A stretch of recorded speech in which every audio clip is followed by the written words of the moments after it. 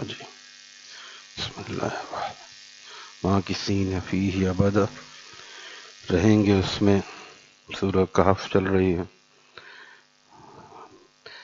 ایمان والے رہیں گے جنت میں ہمیشہ ہمیشہ، اور جس طرح ایمان والے جنت میں ہمیشہ ہمیشہ رہیں گے، اسی طرح بے ایمان لوگ جہنم میں ہمیشہ رہیں۔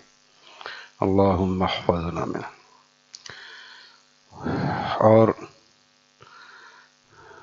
ماکثین فیہ ابدا وینذر الذین قالوا اتخذ اللہ ولدا، اور تاکہ ڈرائے ان لوگوں کو جو کہتے ہیں اتخذ اللہ ولدا، اللہ تعالیٰ نے بنا لیے ہیں بیٹے، اللہ تعالیٰ کی اولاد ہے اور اللہ تعالیٰ کے بیٹے بیٹیاں ہیں۔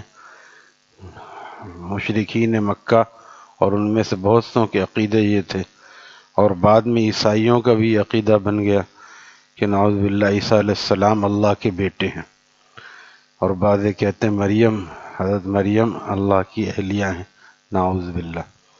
صرف یہی نہیں، مسلمانوں نے بہت سے ہول فول عقیدے بنا لیے فلانے فلانے سے کر کے۔ اصل یہ ہے کہ اللہ واحد وحدہ لا شریک ہے، یہ سب جانتے ہیں اصولی اعتبار سے، لیکن کہیں نہ کہیں اینچ پینچ کرتے۔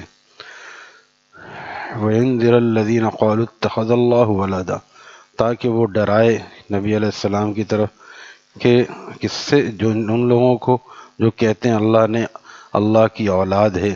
مَا لَهُم بِهِ مِنْ علم، اس کا کچھ علم ان کے پاس نہیں ہے، یعنی ایسے ہی سنی سنائی باتیں کرتے ہیں۔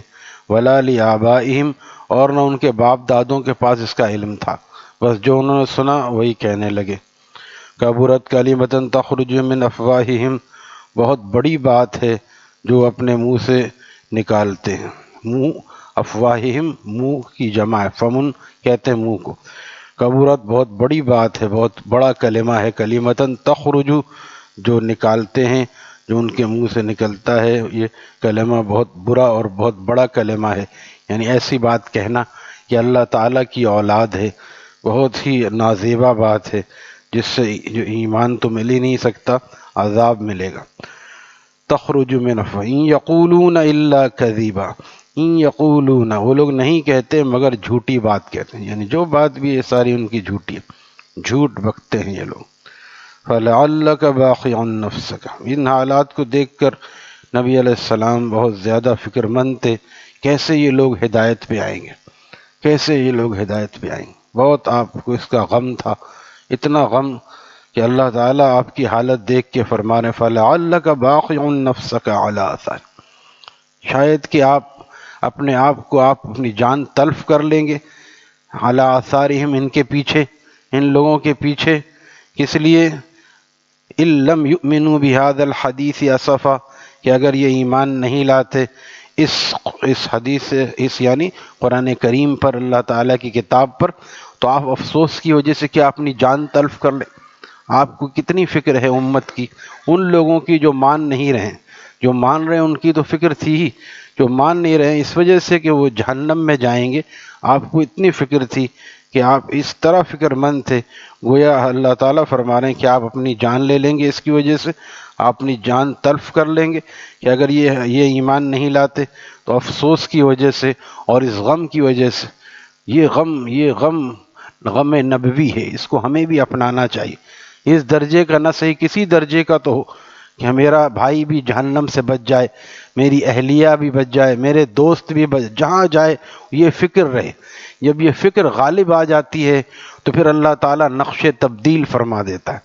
مولانا سید سلیمان ندوی رحمہ اللہ تعالیٰ نے مولانا الیاس صاحب رحمہ اللہ تعالیٰ سے ملاقات کا قصہ لکھا ہے کہ میری ملاقات ان سے ہوئی، میں نے نام تو بہت سنا تھا، تو واقعی ان کے اندر درد ایسا تھا، حالانکہ ان کی تقریر میں فصاحت نہیں تھی، کچھ زبان میں لکنت تھی، تقریر میں فصاحت نہیں تھی، لیکن ان کا درد سر چڑھ کے بولتا تھا، درد یعنی ایسا تھا اثر انگیز کہ سننے والا ماننے پر مجبور ہو جاتا تھا کہ واقعی اللہ کا دین پھیلانے کی چیز ہے، اللہ کا دین مٹ رہا ہے، اور ہمارے گھر بن رہے ہیں شاندار، گھر ایسا شاندار کہ اس میں کوئی چیز کم نہ ہو۔ کل بھی ہم ایک جگہ گئے، الحمدللہ دیندار بھی ہیں لیکن دینداری میں کمی ہے، اور گھر شاندار ہے، دینداری میں کمی ہے، پائچہ کبھی اوپر جا رہا ہے کبھی نیچے آ رہا ہے، داڑھی اوپر ہے یعنی چھوٹی داڑھی ہے، لیکن گھر اتنا شاندار کہ شاید اور کوئی چیز اس میں اور لگ نہ سکے، آخری حد تک اتنا شاندار۔ یہ ہے کہ ہم گھر شاندار بنانے سے کوئی منع نہیں کرتا، لیکن دین بھی تو جاندار ہو، شاندار ہو۔ تو یہ فکر حضرت مولانا یاس صاحب کو تھی، شاہ اسماعیل شہید رحم اللہ تعالیٰ کو تھی کہ سارے لوگ جہنم سے بچ کر جنت میں جانے والے بن جائیں۔ جب یہ فکر ایسی ہوتی ہے تو میں نے پہلے بھی سنا ہے کہ حضرت مولانا مظفر حسین کاندھلوی رحم اللہ تعالیٰ، جو حضرت شیخ مولانا زکریا صاحب کے رشتے میں نانا لگتے ہیں، اس سے پہلے جبکہ تبلیغی جماعت کا کام باقاعدہ آغاز نہیں ہوا تھا اس کام کا، اس سے پہلے وہ گھر گھر جا کے بستی بستی جا کے دین کی دعوت دیتے تھے۔ اور یہ واحد نہیں، اور بھی ایسے بزرگ تھے جن کو یہ درد تھا، وہ بستی بستی جا کے دعوت دیتے تھے۔ کھانے کی دعوت قبول نہیں کرتے تھے کیونکہ لوگ کہیں گے یہ تو آ گیا کھانے کے لیے، اپنا چنا اور پانی، چنا ساتھ رکھتے تھے، چنے کھا لیے، پانی پی لیا، اور بس یہی کام کر رہے ہیں صبح شام۔ پھر کچھ عرصے بعد گھر آ گئے، پھر چلے گئے، مستقل ایک جگہ جا رہے تھے، اور ایک تانگے میں تھے، تانگے والا ہندو تھا۔ اس زمانے میں ہندو تو اکثر جگہ پہ مل جاتے تھے۔ اب جا رہے ہیں، عصر کا وقت ڈھل رہا ہے، جیسے آج کل 4:30، 5:30، 5:15، 5:30 ہو جائے تو اب آدمی پریشان ہوتا ہے۔ نمازی آدمی پریشان ہوگا، بے نمازی کو کیا پریشانی؟ یہ تو کیا ہے، نمازی تو نہیں پڑھی، کوئی ایسی بات ہی۔ نمازی آدمی بے چینی شروع ہو جاتی ہے جیسے ہی اذان ہوتی ہے، کہاں مسجد ہے، کہاں جانا ہے، وقت ہو گیا، ان کو کوئی جماعت سے نماز پڑھنے والا نہیں مل رہا ہے۔ مولانا کی پریشانی ایسی پریشانی ہو کہ جو جھلک رہی ہو، پھر ایک ہمیں پریشان، بس ٹھیک ہے نہیں ملی چلو ایسے ہی پڑھ لیں گے، ایسی پریشانی جو جھلک کے نظر آ رہی ہے۔ وہ ہندو تانگے والا سمجھ گیا، کہا مولانا کیا بات ہے، آپ پریشان نظر آ رہے ہیں؟ کہا ہاں بھائی، اب تمہیں کیا بتاؤں، یہ تمہیں بتانے کا فائدہ کیا ہے؟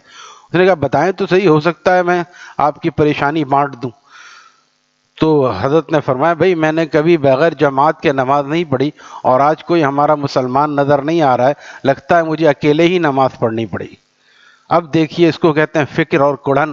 اس نے کہا کہ حضرت کلمہ پڑھاؤ، دریا سامنے ہے، میں غسل کر کے آتا ہوں، میں آپ کے ساتھ نماز پڑھوں گا۔ اللہ تعالیٰ نے اس کڑھن پر اس بے ایمان کو ایمان عطا فرما دے۔ ایسی کڑن اگر ہو جائے تو پھر بے ایمان جب ایمان لا سکتا ہے تو مسلمان نمازی کیوں نہیں بن سکتا، نمازی متقی کیوں نہیں بن سکتا؟